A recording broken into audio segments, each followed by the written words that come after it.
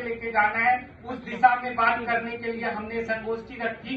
तो एक होता है कि तीर्थ को पार करने के लिए कुछ लोग पुल का सहारा लेते हैं, कुछ नाव का सहारा लेते हैं, लेकिन तीर्थ का असली फल तभी मिलता है जब हम तीर्थ में खुद पानी में उतर कर उससे पार करते हैं। और हिंदू संस्कृति में, सनातन संस्कृति में जल की क्या महत्व रहा है, ये सब आप उससे परिचित हैं।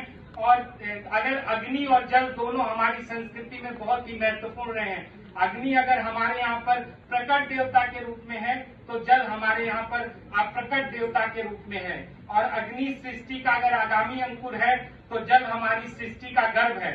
और इसीलिए जो मैं शब्द बोल रहा हूँ, हमारे यहाँ शब्द को भी सरस्वती का रूप माना गया है।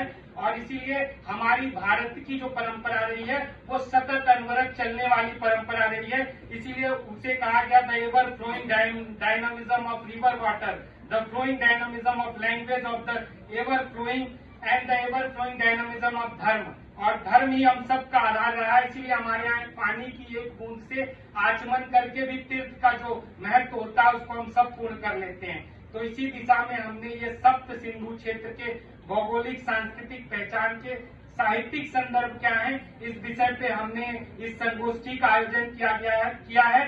इस संगोष्ठी का प्रमुख उद्देश्य यही है कि पाली, प्राकृत, संस्कृत और अन्य भारतीय भाषाओं में सप्त सिंधु क्षेत्र के विषय में जितने संदर्भ मिलते हैं, उन संदर्भ